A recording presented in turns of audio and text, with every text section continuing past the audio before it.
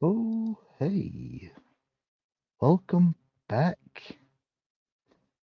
to the 48 Laws of Power discussion series. A book by Robert Greene. What's up, chat? How you guys doing tonight? Small mousin', my internet is not working, so I'm on cell data. Ooh, that's rough. I'll try to be here. Well, I understand I was having issues earlier. Hello and good evening, Bijou. Hello and good night, Key Ninja. You and your bread. Tonight. Law 21. Good evening, Senor Gohagen, Mr. Mike. Law 21, Law 21. Law 21. Play a sucker to catch a sucker. Seem dumber than your mark. So you gotta kind of play the fool, if you will. Oh no, preoccupied but present.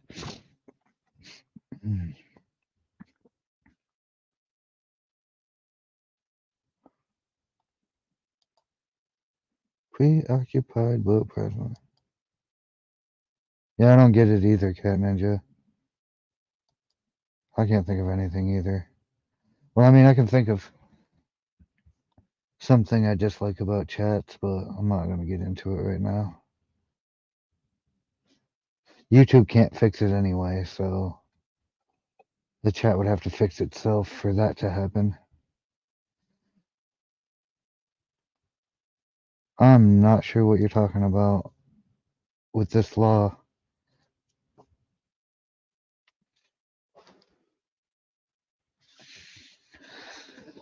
Could anybody please explain to me how one might use... I mean, you're really actually very, very close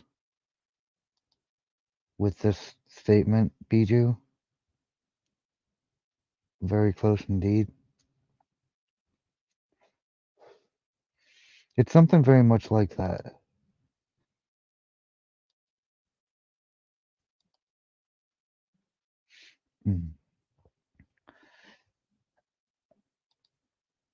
So what do you guys think? Shall we get into the judgment on Law 21? I haven't even looked at this, so I have no idea how long it's going to be. I have a feeling it's going to be short, though, but it could be one of those ones that needs a lot of explaining, a lot to talk about. Judgment. No one likes feeling stupider than the next person.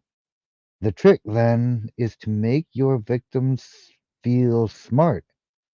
And not just smart, but smarter than you are. Once convinced of this, they will never suspect that you may have ulterior motives. Oh no. You have a history of this.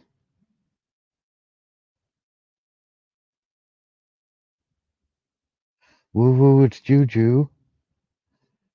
Howdy, howdy. It's good to see everybody. just agreed with all this stupid shit and didn't get paid enough to care, and he was an asshole. Didn't make it 9 months. Oops. Just let him dig his own grave, if you will. I think this is a little bit different. This concept's a little bit different than that, but let's find out, shall we?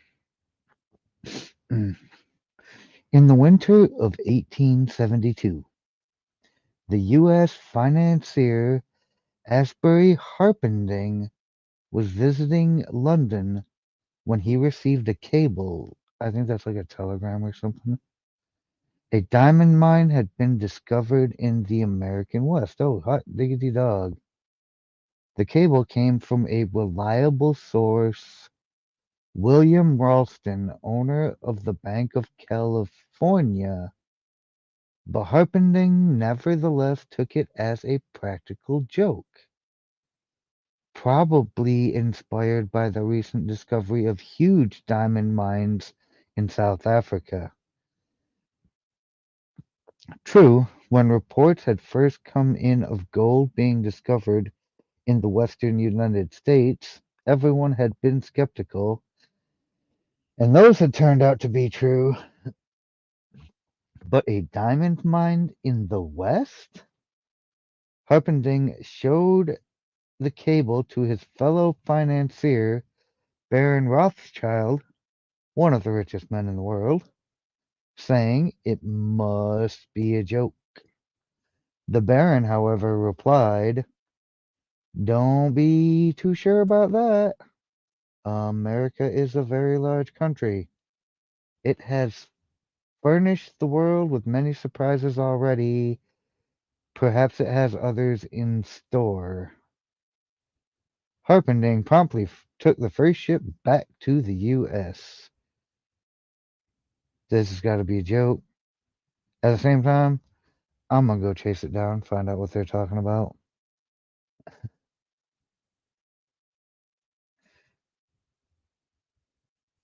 Still providing the world with surprises, you mean?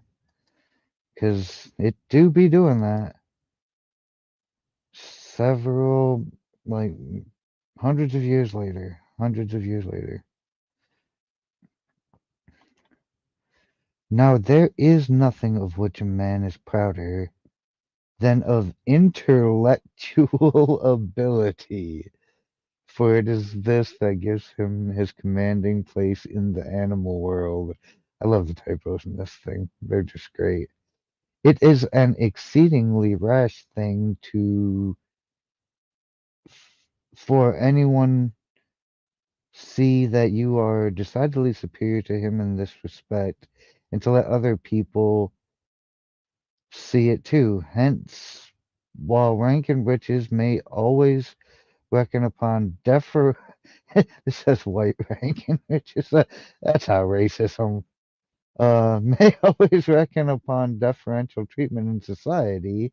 That is something which intellectual ability can never expect to be ignored, is the greatest favor shown to it. And if people notice it at all, it is because they regard it as a piece of impertinence, or else as something to which its possessor has no legitimate right, and upon which he dares to pride himself. And in retaliation and revenge for his conduct, people secretly try to humiliate him in some other way. Unit, if they wait to do this, it is only for. Oh, damn, these typos are just trash. I'm not gonna finish reading this shit. I'm done. Sorry, I tried. This is just like whoever wrote this shit. It's not the chapter. The chapters are always fine. It's these stupid fucking little inserts that they do are just the worstly, like, they were proofread by a dyslexic, autistic 4-year-old. So we're gonna go back to Harpending, and we're getting back to America. When Harpending reached San Francisco, so he sailed back to the U.S. and then went all the way across the country. There was an excitement in the air recalling the gold rush days of the late 1840s.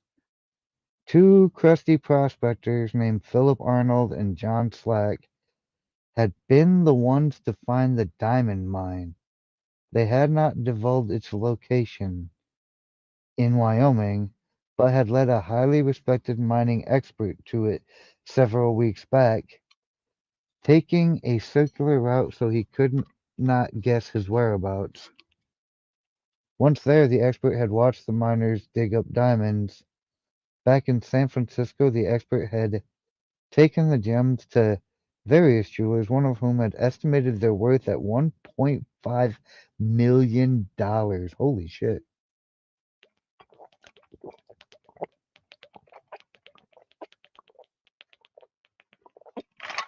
Oh, yeah, crusty. So they said, not trusty, crusty. That's what it says right here. What do you want? If you own people's minds, that's communism. No. If you own people's minds, that's slavery.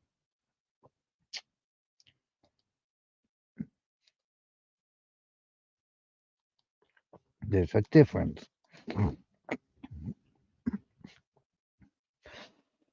Harpending and Ralston now asked Arnold and Slack to accompany them back to New York, where the jeweler Charles Tiffany, I'm assuming of Tiffany Co., would verify the original estimates.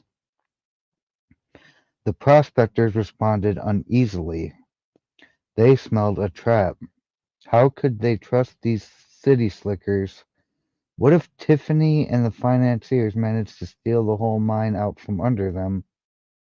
Ralston tried to allay their fears by giving them $100,000 and placing another $300,000 in escrow for them.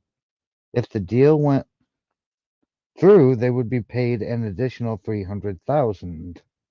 The miners agreed. The little group traveled to New York. Hold on. 100,000 up front, 300,000 in escrow. This is starting to smell fishy already. Hello, Mommy Spice. Not to be confused with Mammy Spice, who somebody said that the other day because they can't read. It's Mommy Spice. Dumbasses. Good to see you. Anyway, I think there's something up with what Harpending and Walston are up to here. The little group traveled to New York, where a meeting was held at the mansion. Okay, you're going to someone's house, of course. Samuel L. Barlow, the cream of the city's aristocracy, was in attendance. General George Brenton McClellan, commander of the Union forces in the Civil War, so the Northern aggressors. General Benjamin Butler, Horace Greeley, the editor of the newspaper The New York Tribune, out of business. Harpending, Ralston, and Tiffany. Only Slack and Arnold were missing. As tourists in the city, they had decided to go sightseeing. Uh-oh. That's dumb. This is this is your guys' diamond mine right here. When Tiffany announced that the gems were real and worth a fortune, the financiers could barely control their excitement. They wired Rothschild and other tycoons to tell them about the diamond mine and inviting them to share in the investment. At the same time, they also told the prospectors they wanted one more test. They insisted that a mining expert of their choosing accompany Slack and Arnold to the site to verify its wealth. The prospectors reluctantly agreed. Oh, this is not looking good. In the meantime, they said they had to return to San Francisco. The jewels that Tiffany had examined they left with Harpending for safekeeping. Several weeks later, a man named Louis Janin, the best mining expert in the country, met the prospectors in San Francisco. Janin was a born skeptic who was determined to make sure that the mine was not a fraud. Accompanying Janin were Harpending and several other interested financiers. As with the previous expert, the prospectors led the team through a complex series of canyons, completely confusing them as to their whereabouts. Arriving at the site, the financiers watched in amazement as Janin dug the area up, leveling anthills, turning over boulders, and finding emeralds, rubies, sapphires, and most of all, diamonds. The dig lasted 8 days, and by the end, Janin was convinced. He told the investors that they now possessed the richest field in mining history. With 100 men and proper machinery, I would guarantee to send out $1 million in diamonds every 30 days. Holy shit. That's a lot. That's a lot of diamonds, y'all.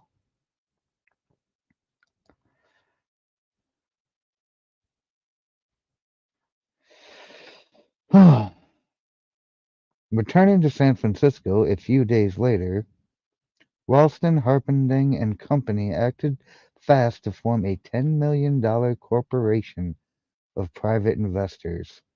First, however, they had to get rid of Arnold and Slack.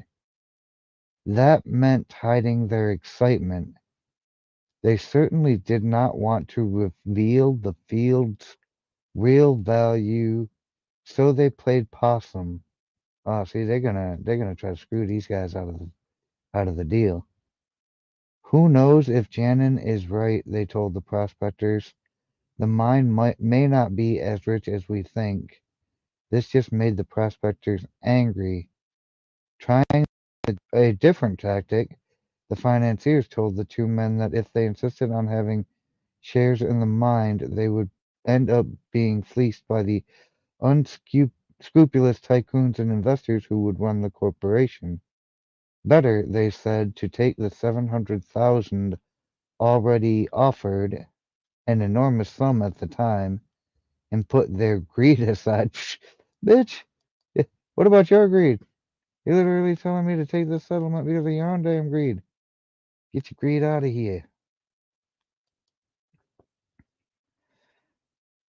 This the prospectors seemed to understand, and they finally agreed to take the money, in return signing the rights to the site over to the financiers and leaving maps to it. Oh, they gave it up. They sold out. News of the mine spread like wildfire. Prospectors fanned out across Wyoming.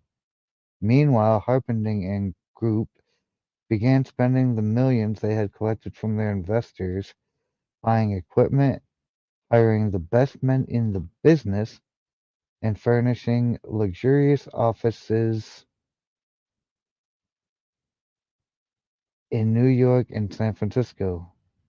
A few weeks later, on their first trip back to the site, they learned the hard truth. Not a single diamond or ruby was to be found. It was all a fake. They were ruined. Harpending had unwittingly lured the richest men in the world into the biggest scam of the century.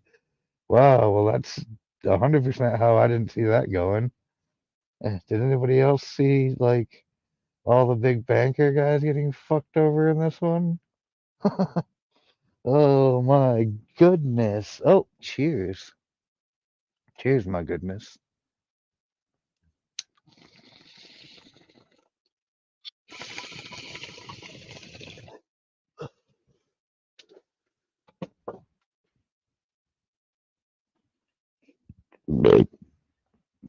No, no, I didn't see that coming.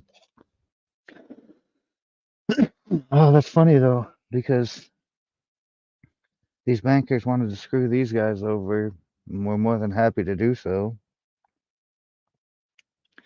And then they get conned. I mean, I guess you had that coming, didn't you? Guys, guys, guys.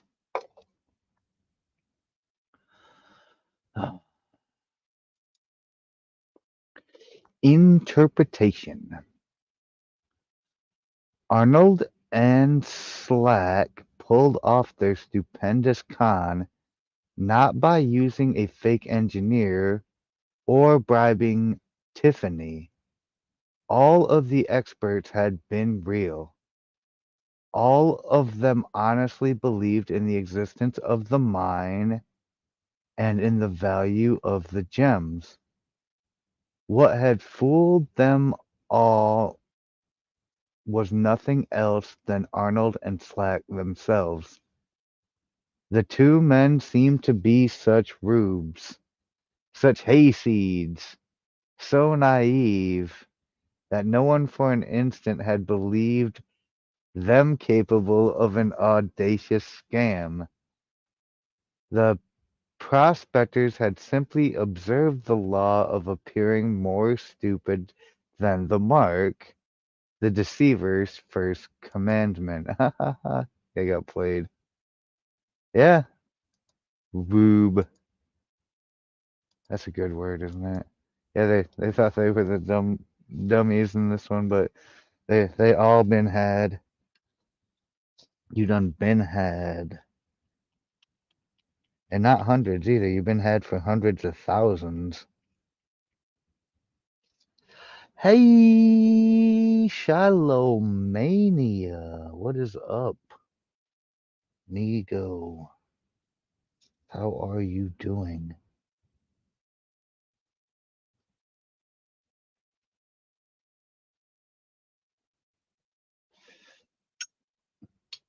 So yeah, that's fun, because fuck these banker types anyway. Like, couldn't have happened to a nicer group of scammers and con men.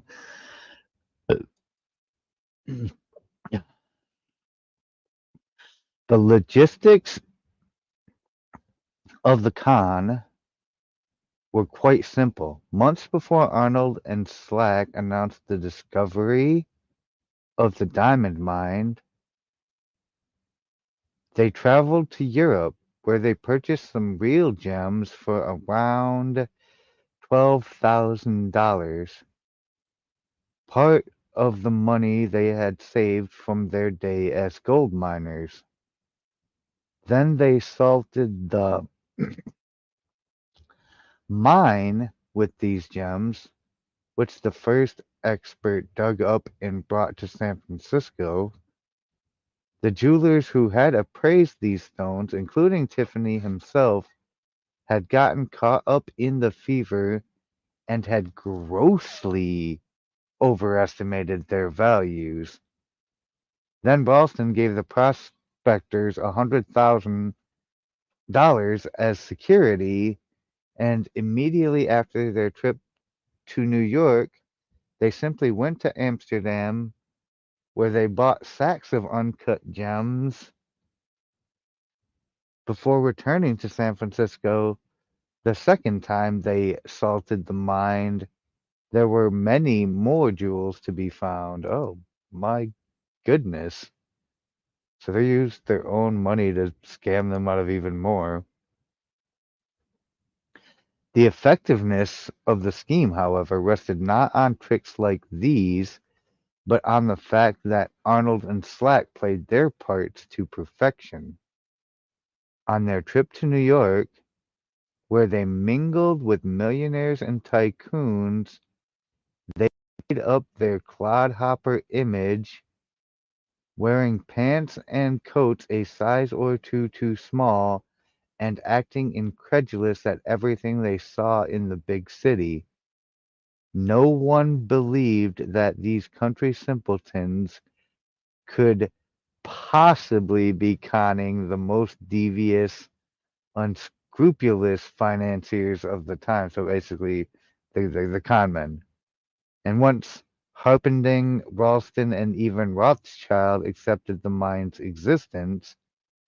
Anyone who doubted it was questioning the intelligence of the world's most successful businessmen. Ah, so you're using your own ego and your own arrogance and just says, yeah, Cloudhopper and no shit. It's a Cloudhopper image.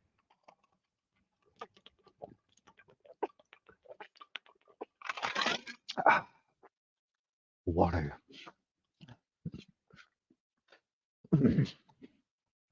Oh, isn't this fun for them? In the end, Harpending's reputation was ruined and he never recovered. Rothschild learned his lesson and never fell for another con. Slack took his money and disappeared from view, never to be found. Arnold simply went home to Kentucky. After all, his sale of his mining rights had been legitimate. The buyers had taken the best advice, and if the mine had run out of diamonds, that was their problem. Arnold used the money to greatly enlarge his farm and open up a bank of his own. He becomes the financier. Suck it, bankers. Eat shit. Keys to power. The feeling that someone else is more intelligent than we are is almost intolerable. No, it isn't. In fact, a lot of people, there's always going to be someone more intelligent than you, and a lot of people are going to be more intelligent than you. A lot of people are going to be dumber than you, too, and you're probably never going to really know the extent to which any of this is true. So, why would you even worry about this feeling? Because this feeling is irrelevant. We usually try to justify it in different ways. He only has book knowledge, whereas I have real knowledge. Her parents paid for her to get a good education. If my parents had had as much money, if I had been as privileged, etc. He's not as smart as he thinks, and last but not least, she may know her narrow little field better than I do, but beyond that, she's really not smart at all. Even Einstein was a boob outside physics. Yeah, well, I mean, like I said, why even worry about how intelligent everyone else is, really? Unless you're dealing with an actual dummy.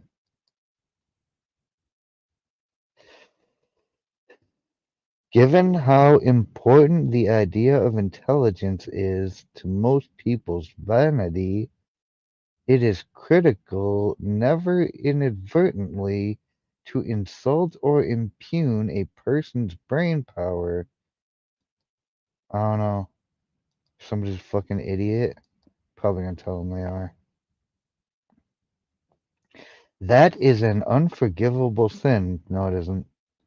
But if you can make this iron rule work for you, it opens up all sorts of avenues of deception.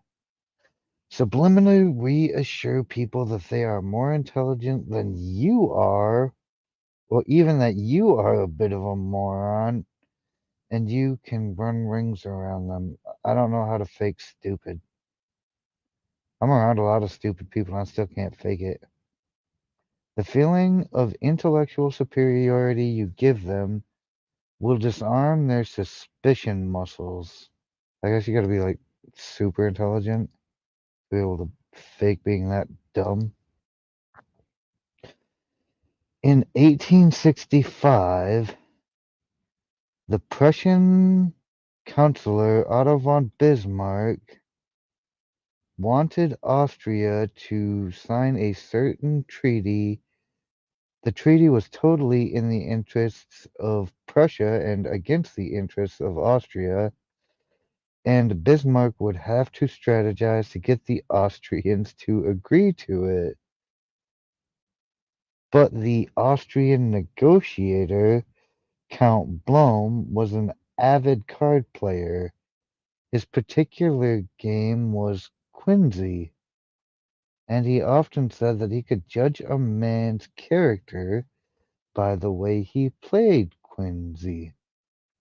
Bismarck knew of this saying of Bloom's. The night before negotiations were to begin, Bismarck innocently engaged Blom in a game. The Prussian would later write, "This was the very last time I ever played quinze.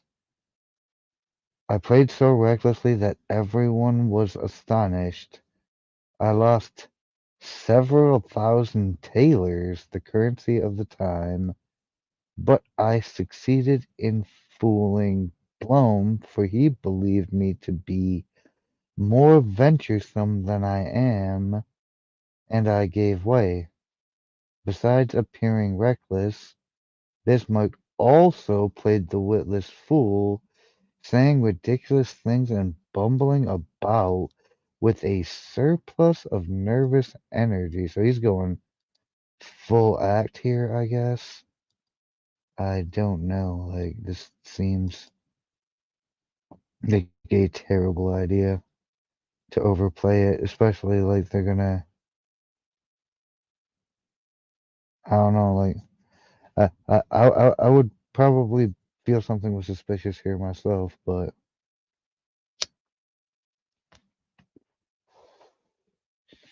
all this made Blom feel he had gathered valuable information. See? He knew that Bismarck was aggressive. The Prussian already had that reputation.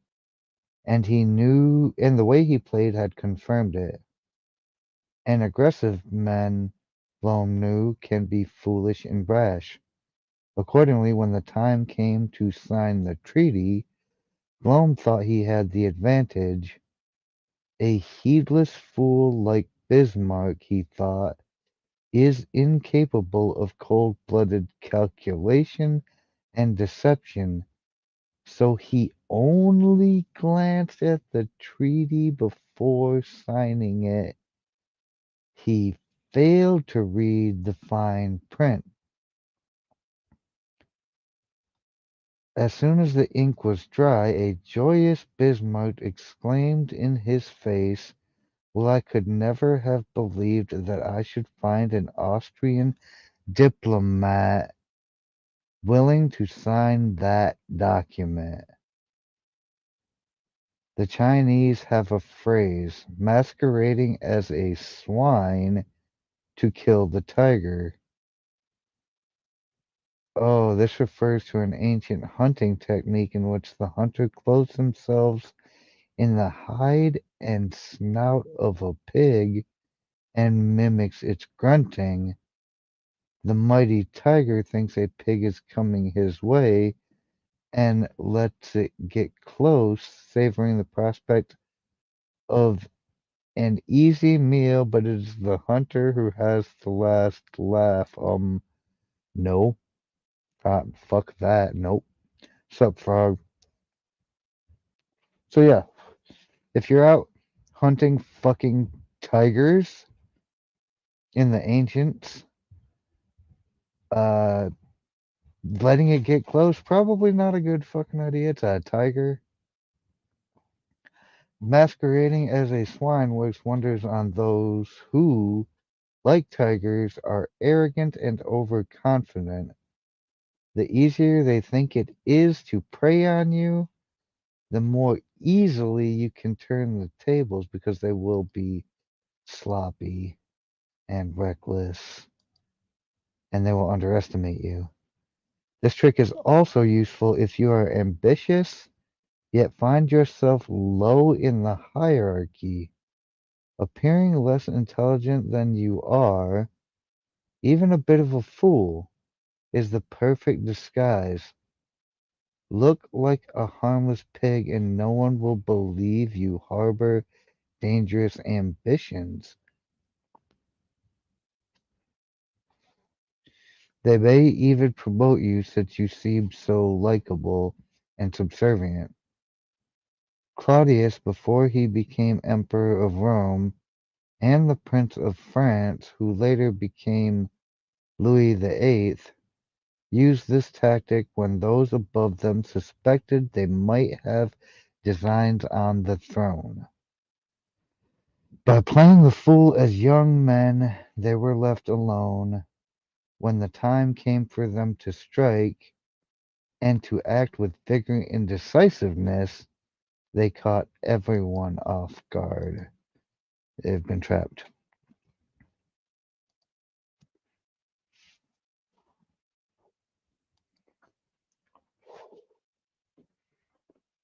Intelligence is the obvious quality to downplay, but why stop there?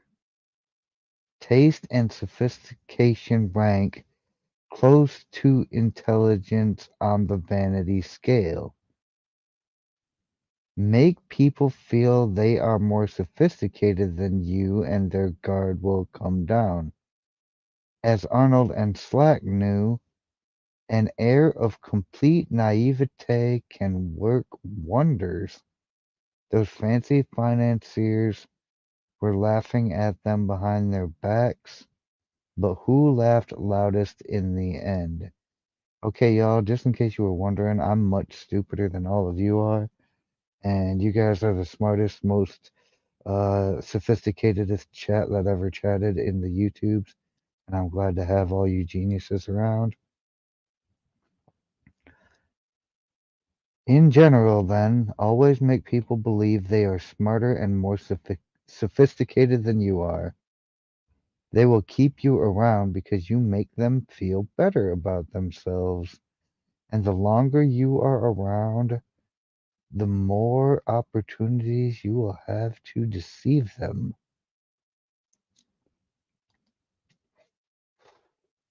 Oh, I am much more stupider than you are, Juju. You are much the smartest smart that ever did Juju the bees. Image. The possum. In playing dead, the possum plays stupid. Many a predator that has therefore left it alone. Who could believe that such an ugly, unintelligent, nervous little creature could be capable of such deception? Authority. Know how to make use of stupidity. The wisest man plays this card at times. There are occasions when the highest wisdom consists in appearing not to know. You must not be ignorant, but capable of playing it. You know who I think actually does this pretty well when he does his interviews on Spotify radio? I think Joe Hogan does this pretty good. Like, I don't think he's nearly as stupid as he likes to pretend, but he plays an ignorant pretty well. The uh, correct way of playing ignorant when talking to the cops is to not talk to the cops ever. Everybody know that. You talk to a lawyer and you don't talk to anyone else. It is not much good being wise among fools, insane among lunatics. I mean, you be on the internet, so it is what it is. He who poses as a fool is not a fool. The best way to be well received by all is to clothe yourself in the skin of the dumbest of brutes. Balthasar Gracian. That guy, man. We really got to cover some of his stuff.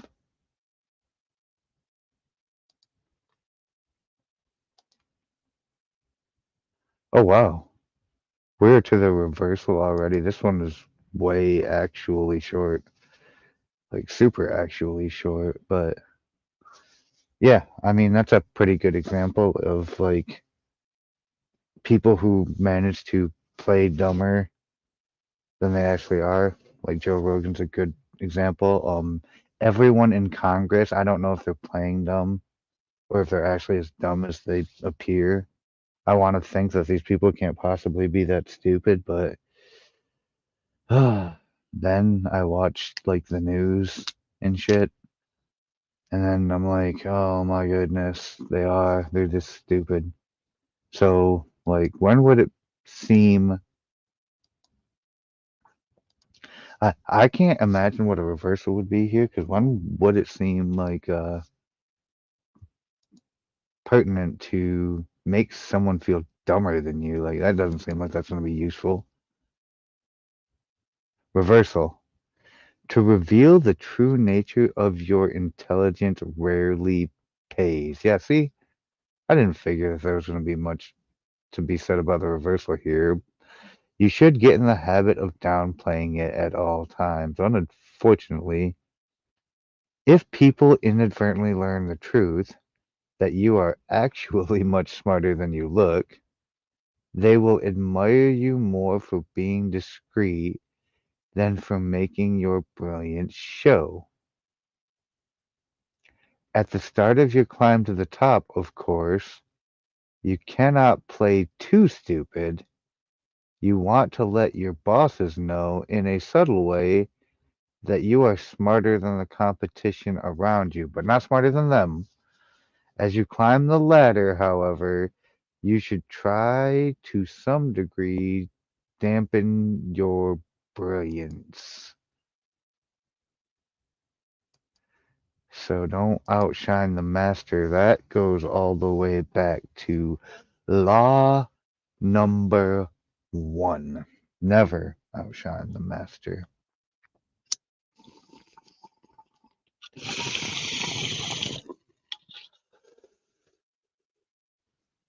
There is, however, one situation where it pays to do the opposite. Oh, goody. When you can cover up a deception with a show of intelligence in matters of smarts, as in most things, appearances are what count. If you seem to have authority and knowledge, people will believe what you say. This can be very useful in getting you out of a scrape. The art dealer Joseph Duveen, remember Duveen?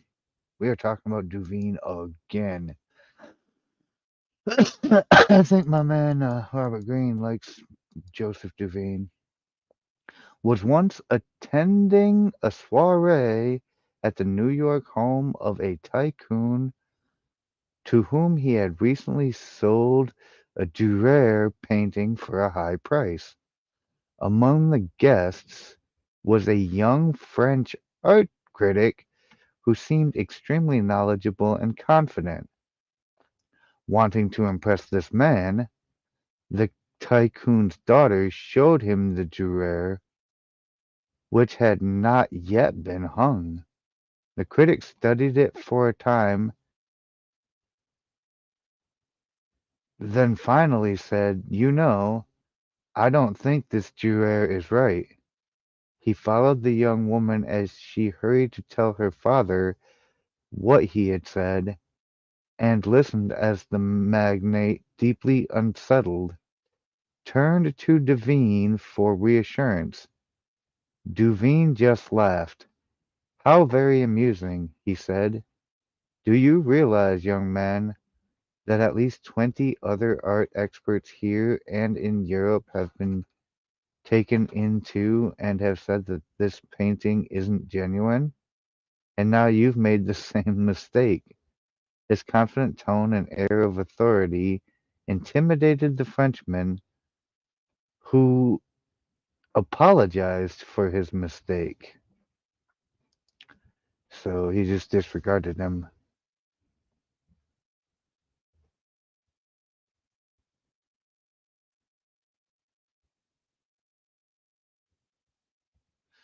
But Brawndo has what plants crave. It's got electrolytes. Okay, what are electrolytes? Do you know? Yeah, it's what they use to make Brawndo. Why do they use them to make Brawndo? What do they do? They're part of what plants crave. Because why do plants crave them? Because plants crave Brawndo, and Brawndo has electrolytes. Jesus Christ, Gohagen. Have you been smoking your lunch today? Duveen knew that the art market was flooded with fakes, and that many paintings had been falsely ascribed to old masters. He tried his best to distinguish the real from the fake, but in his zeal to sell he often overplayed a work's authenticity. What mattered to him was that the buyer believed he had bought a Durer, and that Duveen himself convinced everyone of his expertness through his air of irreproachable authority. Thus, it is important to be able to play the professor when necessary and never impose such an attitude for its own sake. So, only do this if this is needed and don't walk around being a fucking know it all.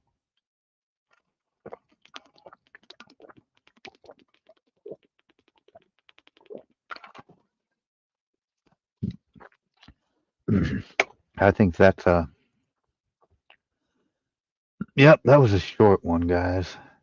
I had a feeling it might be.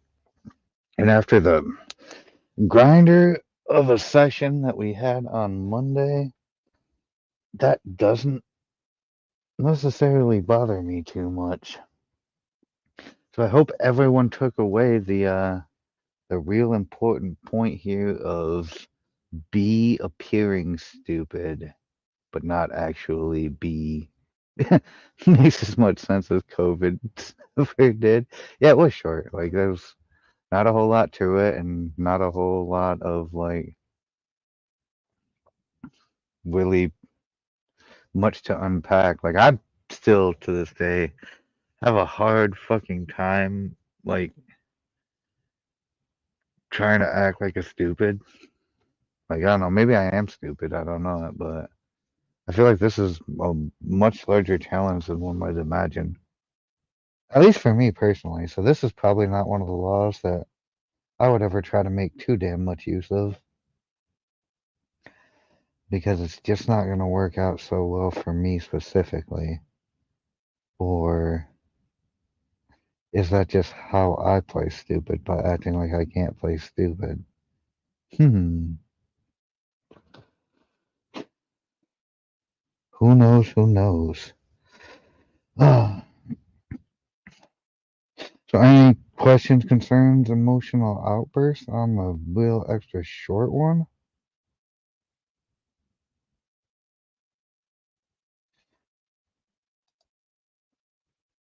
That'll be next. That'll be Friday right here. Law 22, officially two away from the halfway point. Finally, will be use the surrender tactic, transform weakness into power. Hmm. So that'll be interessante. Yeah, no, there's really not a whole lot to that one at all.